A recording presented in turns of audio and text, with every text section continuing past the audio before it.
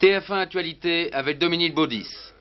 Iran, la capitale sous le contrôle des partisans de l'ayatollah Khomeini. Le Premier ministre Chapour Bakhtiar se serait suicidé. Ni synthèse ni rupture au Parti socialiste, nouvelle réunion du comité directeur dans quelques jours. 32e de finale de la Coupe de France de football, Bastia a sévèrement battu Brest, 7-0. Bonsoir. Oui, ce soir, l'Iran a basculé du côté de Khomeini. Au terme de 2 journées de combat, des combats d'une extrême violence, Téhéran est presque complètement passé sous le contrôle des insurgés. Et le Premier ministre, M. Bakhtiar, se serait donné la mort, mais je vous livre cette information au conditionnel. Durant toute la journée, on s'est battu très violemment dans la capitale iranienne, où les partisans de l'ayatollah s'emparaient de tous les centres de décision. Depuis hier, vous le savez, plusieurs unités militaires s'étaient rangées sous la bannière du chef religieux. Des soldats bien entraînés et des armes modernes étaient donc venus renforcer les dizaines et les dizaines de milliers de civils qui se lançaient aujourd'hui à l'assaut des édifices publics. La présidence du Conseil, le Parlement, la radio et la télévision, les principales casernes et les dépôts d'armes ou de munitions sont tombés tour à tour aux mains des insurgés. En fin de journée, alors que la nuit tombait sur Téhéran, on relevait encore les morts et les blessés. On parle de 300 morts et de plus de 1000 blessés. Partout dans la ville, les automitrailleuses dont disposent maintenant les partisans de l'ayatollah promenaient ce soir de véritables grappes humaines, civils et militaires réunis, brandissant leurs armes et criant « victoire ». Et c'est aussi en fin de journée que le Premier ministre, M. Bakhtiar, reconnaissant sa défaite, se serait donné la mort, mais je vous le répète, cette information n'a toujours pas été officiellement confirmée.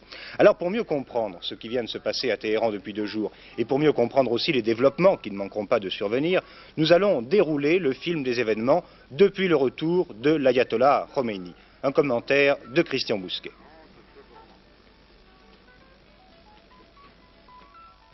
C'était le 1er février au matin que l'ayatollah Khomeini était arrivé à Téhéran venant de Paris, où il avait passé les derniers mois d'un exil long de 15 ans. Les militaires et M. Bakhtiar, qui s'étaient tout d'abord opposés à son retour en faisant fermer tous les aéroports du pays, avaient fini par céder sous la pression populaire. Et des millions d'Iraniens étaient venus accueillir celui qu'ils considèrent comme l'homme fort du pays, le chef véritable de l'Iran. Cet homme allait-il composer ou au contraire tenter d'abattre le gouvernement de M. Bakhtiar? La réponse a été donnée dès son arrivée, lorsqu'il s'est rendu au cimetière de Behesht-e-Zahra. Là, dans un discours, l'ayatollah attaquait de nouveau M. Bakhtiar en répétant que son gouvernement était illégal et qu'il devait démissionner.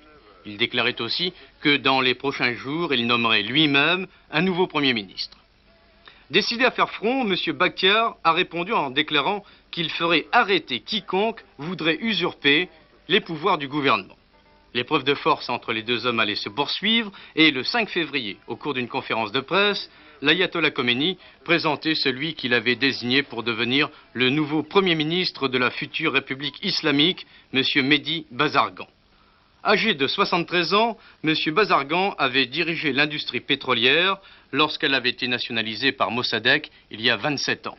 Musulman pratiquant, il s'était depuis lors opposé au Shah et avait fait plusieurs séjours dans les prisons. Homme simple, modeste et intègre, c'est aussi un ami de M. Bakhtiar. Dès le lendemain, à la demande de l'ayatollah Khomeini, une centaine de milliers d'Iraniens étaient dans les rues pour manifester leur soutien à M. Bazargan et pour réclamer la démission de M. Bakhtiar. L'opposition religieuse était maîtresse de la rue et les partisans de M. Bakhtiar, qui avaient voulu eux aussi manifester, n'avaient pu réunir que 5000 personnes. Mais la grande inconnue restait en fait l'armée. Pour l'heure, elle semblait soutenir M. Bakhtiar, mais les premières failles n'allaient pas tarder à apparaître. Le 8 février, 1 millier de soldats de l'armée de l'air participaient à une manifestation des partisans de l'ayatollah Khomeini.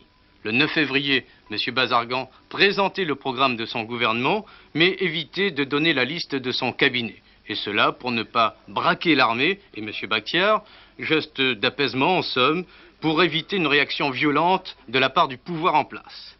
Mais il était déjà trop tard, car le soir même, vendredi dernier donc, un groupe d'immortels, la garde prétorienne du Shah, lançait une expédition punitive contre la caserne dans laquelle se trouvaient les soldats qui s'étaient ralliés à l'ayatollah Khomeini. C'était le début de ces affrontements qui, depuis 48 heures, ont plongé Téhéran dans une véritable guerre civile. Alors, depuis le début de ces combats hier matin, le Premier ministre, M. Bakhtiar, était devenu complètement inaccessible. Lui qui rencontrait volontiers les journalistes, s'était enfermé avec quelques ministres pour suivre heure par heure l'évolution de la situation dans les rues de Téhéran. Cet après-midi, lorsque les insurgés se sont emparés de la présidence du Conseil, M. Chapur Bakhtiar n'était plus là. Et quelques minutes plus tard, Radio Téhéran, contrôlé par les partisans de l'ayatollah Khomeini, annonçait que le Premier ministre iranien se serait suicidé. Le portrait de M. Chapur Bakhtiar, présenté par François-Xavier Do. Chapur Bakhtiar, c'est d'abord un homme courageux. En 1940, il s'est engagé dans l'armée française, tout simplement parce qu'il voulait aider la France. N'est-il pas marié à une Bretonne? N'a-t-il pas fait ses études à Paris, études couronnées par une thèse sur le thème devenu très actuel, État et religion, clairvoyance ou prémonition? À son retour en Iran en 1946, il lui faut aussi du courage pour se démarquer de sa tribu, celle des Bakhtiars, qui est connue pour sa fidélité au Shah. Résolument social-démocrate, il restera toute sa vie dans l'opposition, sauf en 1953, pendant l'éphémère gouvernement du docteur Mossadegh, dont il sera l'un des ministres et dont il reste l'un des disciples. Puis il aura affaire à la redoutable police politique à Savak, mais plusieurs séjours en prison ne le feront pas changer d'avis. Pas plus que son exclusion du Front National, dont il était l'un des dirigeants, ne l'empêchera d'accepter le poste de Premier ministre. Pourquoi? Parce qu'il veut que l'Iran reste un État de droit. Parce que, fidèle à ses convictions anticléricales, il pense que l'arrivée au pouvoir de l'ayatollah Khomeini plongerait l'Iran dans le chaos et la régression. Alors, dans ce monde de passion qu'est l'Iran d'aujourd'hui, Bakhtiar fait figure d'homme de raison, de légiste, mais de légiste qui a assez de courage pour accepter une mission suicide. Les toutes dernières informations en provenance de Téhéran, nous apprenons que de très violents combats se déroulent en ce moment autour de la prison de la Savak. Et d'autre part, le chef d'état-major général de l'armée, le général Abbas Ghalabari, aurait annoncé qu'il était prêt à coopérer avec le gouvernement provisoire islamique de l'ayatollah Khomeini. Alors, sur la base de ces informations, peut-on considérer, Gérard Saint-Paul, que l'ayatollah, ce soir, a complètement gagné la partie? En effet, c'est la première question à laquelle il faut tenter seulement de répondre. L'ayatollah Khomeini a-t-il en effet de façon définitive, durable, pris le pouvoir en Iran et va-t-il être en mesure d'installer sa république islamique? Après la mort de Chapur Bakhtiar, qui était le dernier rempart de la légalité, si cette mort était confirmée, on serait tenté de répondre oui. Mais aujourd'hui, c'est la rue, c'est la foule qui, à la faveur d'un climat insurrectionnel, ont renversé ce qu'il restait du double pouvoir, du pouvoir légal issu du Shah d'Iran et concrétisé par le gouvernement Bakhtiar et le Conseil de Régence. Mais l'ayatollah Khomeini va devoir maintenant contrôler un mouvement populaire qui est loin d'être homogène. En effet, parmi les religieux, on fait état de dissensions ces derniers temps entre Khomeini, que l'on disait même malade ces derniers jours, entre lui et au moins deux autres tendances beaucoup plus dures, représentées par les ayatollahs Téléghani et Madari. Une lutte pourrait s'engager, sinon pour la suprématie du pouvoir religieux, du moins pour son partage. D'autre part, le fer de lance du mouvement religieux sur le terrain et dans la rue, justement, ce sont des jeunes ultra-politisés et entraînés, dit-on, parfois par des éléments palestiniens. Il s'agit des Fédaïnes et des Moudjahidines. Ils ne sont pas d'accord entre eux, mais ils sont partisans d'une ligne islamique très dure, renforcée sur le plan politique par ce qu'ils considèrent comme l'échec de l'attitude modérée au Proche-Orient et dans toute la région. Sur le plan international précisément, et sur le plan de l'équilibre de toute cette région, c'est ce soir, avant toute conclusion politique plus avancée, car il est difficile d'y voir clair, c'est un verrou qui saute. Un pays qui, dans un premier temps au moins, se déstabilise. Et ni les Américains, ni les Soviétiques, ni personne ne peut dire ce soir à qui va profiter le désordre qui s'est installé aujourd'hui en Iran. L'ayatollah Khomeini a désormais toute la responsabilité de la situation ainsi que son évolution. Soit il restera assez fort pour contenir l'incendie après avoir mis le feu aux poudres, soit il sera débordé et personne en effet ne peut dire ce qui se passera. La mort de Bakhtiar, si elle est confirmée par suicide ou d'une autre manière, est ce soir l'élément clé qui risque de faire basculer tout le reste. Oui, alors à propos justement des répercussions internationales dont parlait Gérard Saint-Paul, ces événements d'Iran sont suivis avec autant d'attention que d'inquiétude dans les grandes capitales, et les Américains s'efforcent de rassurer leurs alliés au Moyen-Orient. Monsieur Harold Brown, le secrétaire américain à la Défense, se trouve en ce moment même en Arabie Saoudite, à Riyad, où il a promis aux dirigeants saoudiens toute l'aide dont ils pourraient avoir besoin s'ils étaient menacés. Les événements d'Iran seront d'autre part analysés par le président de la République française, M. Giscard d'Estaing, qui répondra aux questions des journalistes sur les problèmes de politique étrangère jeudi prochain. En matière sociale, cette semaine qui commence sera dominée par les problèmes de l'audiovisuel et de l'acier. Audiovisuel. La journée de demain sera marquée par la réunion du comité d'entreprise de la SFP, la Société Française de Production. Ce comité d'entreprise sera saisi des licenciements annoncés par le président de la SFP, M. de Clermont-Tonnerre. Et d'ici là, ce sera toujours la grève dans les sociétés de programmes. Pour ce qui concerne TF1, les programmes de demain soir seront évidemment modifiés en raison du conflit. L'émission sur le Saint-Suaire de Turin, qui devait être suivie d'un débat, sera remplacée demain soir par la diffusion d'un film, La main à couper, réalisé par Étienne Perrier, avec Michel Bouquet, Léa Massari et Bernard Blier, demain donc à 20h30, après le journal de Roger Giquel. Actualité sociale toujours, l'acier donc. Vendredi, une journée nationale d'action sera organisée par l'intersyndicale de la sidérurgie qui appelle à une grève générale dans l'ensemble de ce secteur professionnel. La vie sociale actuellement est pleine de tumultes et de drames, c'est ce que déclare à notre confrère L'Aurore le président du CNPF. Mais M. François Sérac ajoute cependant, cela donne le sentiment que tout va mal et pourtant, depuis l'été 78, la situation de l'économie s'améliore lentement. Politique maintenant, c'était aujourd'hui la réunion du comité directeur du Parti Socialiste. L'ultime réunion, disait-on, avant le congrès de Metz. Autour de la table, François Mitterrand, Michel Rocard, Pierre Mauroy. Cette réunion n'est toujours pas terminée, mais l'accord reste très improbable. Les dirigeants du PS ont donc décidé de se revoir. Patrice Duhamel. Eh bien, lorsqu'un leader politique est contesté par une partie de ses troupes, c'est actuellement le cas de François Mitterrand, il y a en général deux solutions. Ou bien il tend la main aux contestataires, il accepte des concessions et amorce un compromis, ou bien il se durcit. C'est, semble-t-il, ce dernier choix qu'a donc fait François Mitterrand. Le texte présenté ce matin au comité directeur, le Parlement du Parti Socialiste, est en effet, au-delà de l'appel à l'unité qu'il contient, est en effet un texte très ferme, jugé difficilement acceptable tel qu'il est par Michel Rocard, une sorte d'ultimatum selon d'autres, une bible pour tester les fidèles, affirmait même Pierre Mauroy. Autrement dit, pour les contestataires, François Mitterrand a présenté une sorte de « à prendre ou à laisser », un texte assez polémique, puisqu'à travers les lignes, des membres de l'état-major socialiste étaient clairement visés. Voici mes propositions, dit en substance François Mitterrand, et maintenant, qui m'aime me suive.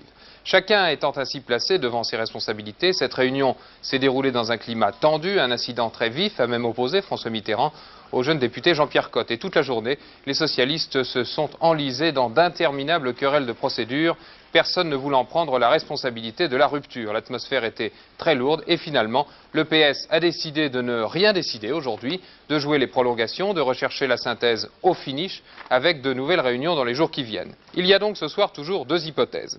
1. Le Parti Socialiste trouve finalement un accord de dernière minute, mais cet accord risquerait fort de n'être qu'un replâtrage, un compromis tactique cachant difficilement les divergences sur la stratégie économique, l'Europe ou encore le fonctionnement interne du Parti Socialiste. Deuxième hypothèse, qui reste ce soir la plus plausible, les positions restent éloignées, l'accord ne se réalise pas. Le Parti Socialiste s'engage alors dans une campagne électorale sans précédent. François Mitterrand, Pierre Mauroy, Michel Rocard, l'aile gauche du CRS, Gaston Defferre peut-être, défendent alors leur propre texte et font du chacun pour soi jusqu'au congrès de Metz début avril. Mais les socialistes risquent dans ces conditions de créer un trouble grave chez leurs militants et leurs électeurs. Alors y a-t-il simplement différence d'appréciation au sein du PS ou bien, plus sérieusement, discussion de fond entre plusieurs lignes politiques, discussion tranchée au Congrès avec des vainqueurs et des vaincus? C'est finalement la question de base, l'interrogation essentielle d'un débat marathon qui laissera sans doute des traces profondes chez les socialistes. Le temps. Demain, le temps restera très froid et pluvieux au nord et à l'est de la Seine. Chute de neige et de pluie et formation de verglas à proximité des frontières du nord et de l'est. Sur le Jura et les Alpes, le temps sera couvert, il pleuvra dans les vallées, il neigera au-dessus de 2000 mètres. Sur le reste de la France, quelques brouillards locaux le matin, ils se dissiperont ensuite et le temps sera nuageux avec quelques belles éclaircies. Voilà donc pour le temps de demain. La page sportive de ce journal, maintenant, en votre compagnie, Bernard Giroux, en commençant bien sûr par les 32e de finale de la Coupe de France de football. Effectivement, une Coupe de France très prolifique. On a comptabilisé 125 buts durant ces 2 jours, ce qui fait une moyenne à peu près de 4 buts par match. Le spectateur est peut-être sorti satisfait, mais cette abondance de buts illustre la disproportion entre les petites et les grandes équipes. Surtout que l'on n'a pas enregistré de grandes surprises. Hier, Lens et Alès ont éliminé Laval et Sochaux, mais aujourd'hui, toutes les équipes de première division se sont qualifiées, sauf Nîmes qui devra rejouer. Nîmes et Montpellier ont fait match nul 1-1, les 2 équipes n'ayant pu satisfaire à l'épreuve des pénaltys, le terrain étant inondé. Parmi les autres résultats, retenons la petite victoire de Monaco devant Muret, la domination de Paris Saint-Germain devant La Roche-sur-Yon et l'écrasante victoire de Nantes devant Beauvais. Auxerre, Quimper, Amiens, Épinal, Thonon, Besançon, Ajaccio, La Rochelle sont les autres qualifiés. Et puis surtout, cet après-midi, sous la pluie du Parc des Princes, les pétards bretons étaient mouillés, ce qui a permis aux Corses de réaliser un véritable feu d'artifice. Pierre Cangioni nous résume cette rencontre entre Brest et Bastia. Ils étaient 35 000 cet après-midi au Parc des Princes pour le choc Bastia-Brest. Le public était breton dans sa majorité et le temps plutôt brestois. C'était la compensation normale pour le club de deuxième division face aux finalistes de l'UEFA. En cette première mi-temps, Bastia joue à droite, 20e minute, Papy déborde sur l'aile, centre, répète à la réception, Bernard n'y peut rien. Le club de première division a ouvert le score. Quelques minutes plus tard, sur un dégagement de Hillard, une prolongation, Papy pour lui-même va trouver Barthélemy, l'avant-centre corse va offrir un 2e but à son équipe. Et puis Papy, encore lui, va être à l'origine d'un 3e but, toujours au cours de cette première mi-temps. Il trouve Ili, crochet, du plat du pied. Bernard est encore à terre. 3-0, c'était lourd et ce n'était pas terminé pour les Brestois, puisque là-bas sur l'aile, Marchionni va pouvoir centrer pour Crimo. L'avant-centre marocain ne laissera aucune chance à Bernard. La défense en ligne de Brest avait éclaté.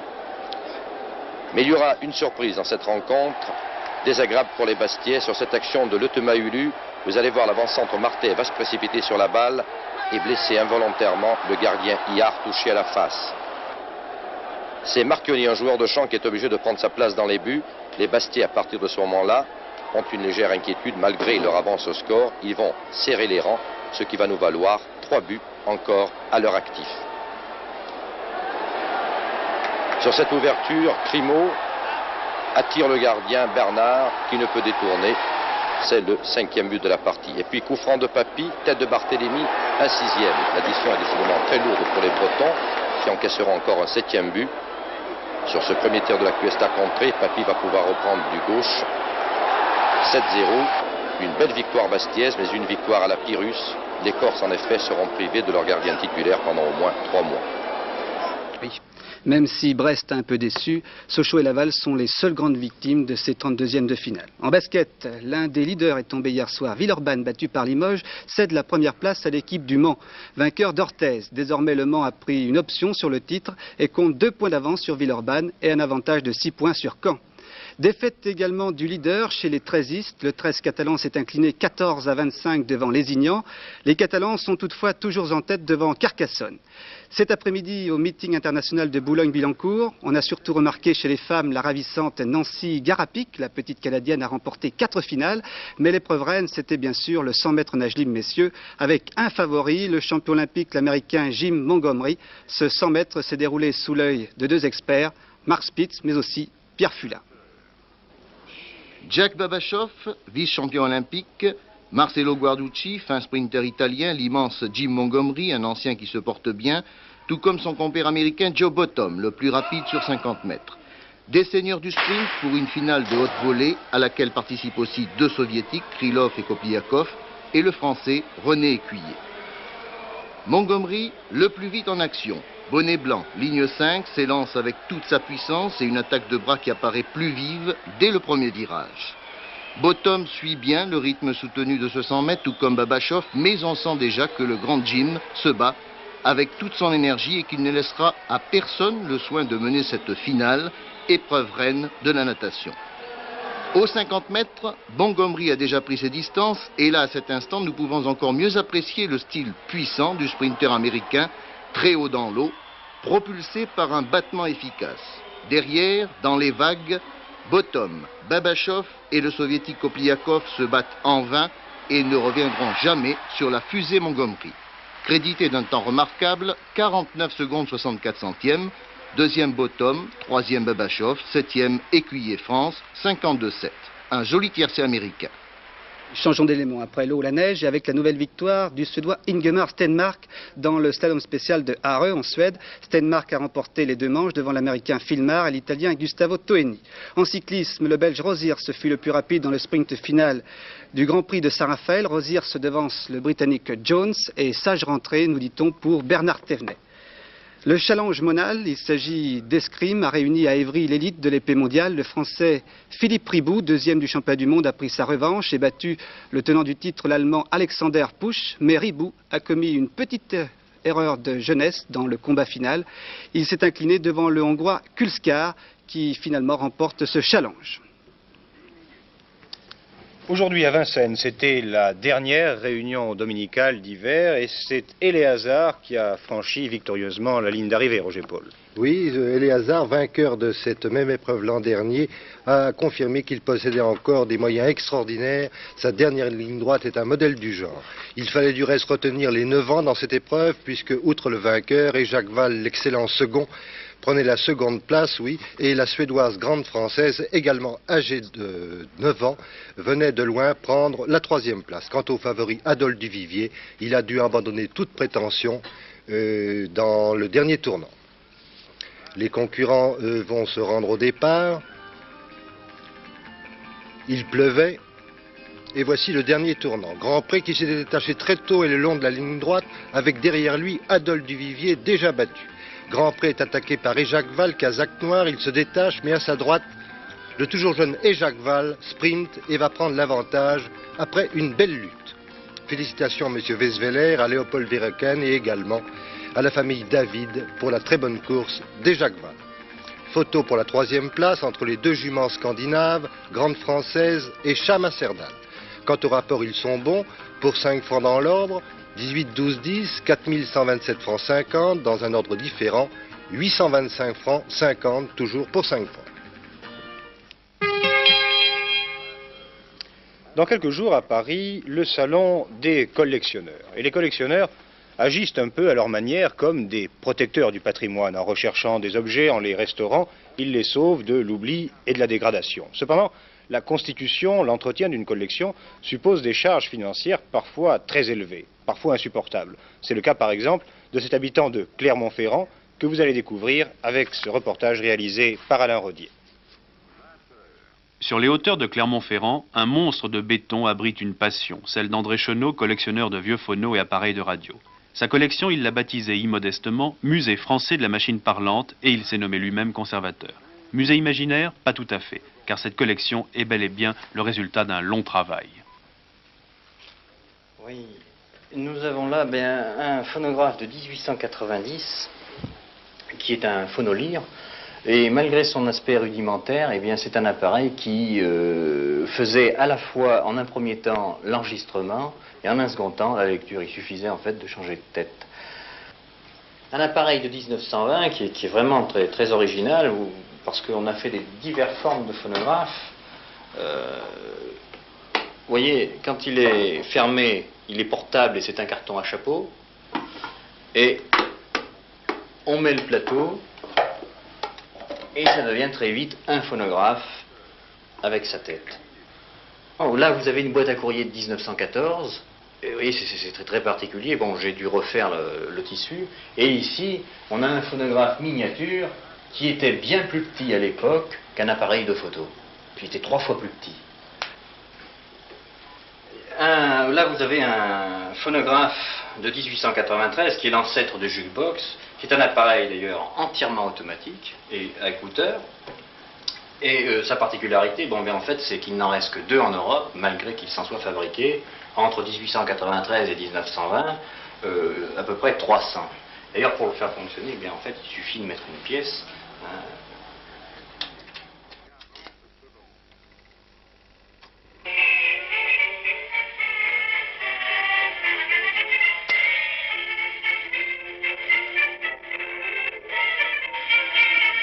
La valeur de la collection d'André Chenot doit beaucoup à l'effort de restauration minutieux entrepris sur chaque appareil.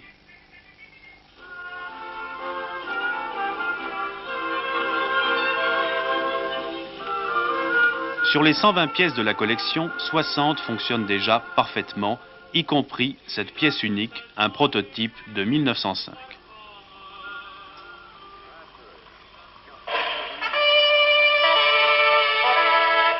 Mais aujourd'hui, cet homme, littéralement dévoré par sa collection, est sur le point de baisser les bras, certaines offres d'achat venues de l'étranger atteignant près de 2 millions de francs. Et pour les stocker, c'est un vrai problème. Et vous voyez, j'en ai partout, dans les armoires, dans les placards. Vous voyez, il y en a absolument partout. Bon, ici, devant, vous avez un enregistreur, un phonographe. Un phonographe enregistreur du début du siècle. Vous avez beaucoup de matériel. Et puis vous avez cet appareil-là qui est un phonographe, et vous en avez dedans aussi, parce que je ne sais vraiment plus où les mettre. J'en ai sous les lits, sous les armoires, dans les caves, j'en ai vraiment partout, quoi. Depuis 2 ans, André Chenot a tenté de sensibiliser l'opinion et de faire revivre sa collection en organisant des expositions. Mais aujourd'hui, il explique que mal remis d'un accident, il n'en a plus ni la force ni les moyens financiers. Alors, il exprime son rêve en forme de SOS, voir ces pièces quitter enfin leur carton pour rejoindre un vrai musée, un lieu d'exposition fixe avec un atelier de restauration et surtout un auditorium, sorte de club où les personnes âgées pourraient venir retrouver les échos de leur jeunesse. Mais pour l'instant, ce ne sont que projets sans suite. Tous les subsides que j'ai pu recevoir jusque-là sont venus de l'étranger, d'éventuels acheteurs qui me lâchent un petit peu d'argent parce que ils espèrent un jour que je céderai et que je leur vendrai ma collection, c'est tout. Pourquoi ne vendez-vous pas ? Non, pourquoi je vends pas? C'est 18 ans de travail que vous avez là, et ce que vous avez vu tout à l'heure à la maison, ce que vous verrez encore, c'est 18 ans de travail. Alors, on vend pas 18 ans de travail comme ça.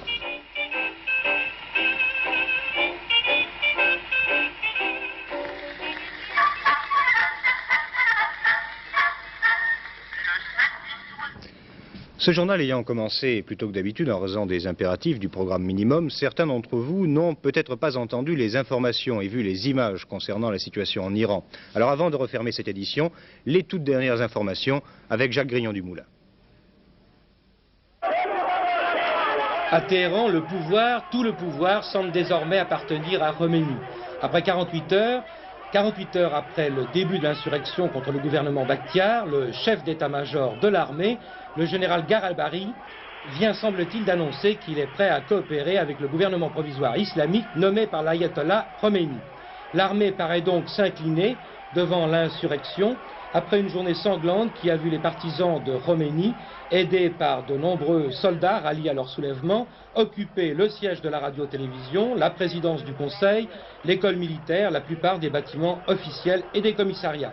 Le gouverneur militaire de Téhéran lui-même, le général Rahimi, avait été capturé et de nombreuses casernes et dépôts d'armes pris d'assaut. Quant au Premier ministre Bakhtiar, son sort est incertain, son domicile aurait été attaqué. Des rumeurs font état de son suicide, mais elles n'ont pas été confirmées.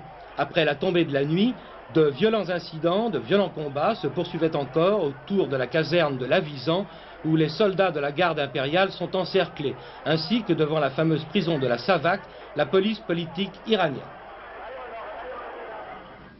Voilà, ce journal est maintenant terminé. Toute l'équipe de TF1 Actualité vous remercie de votre attention et vous souhaite de passer une excellente soirée.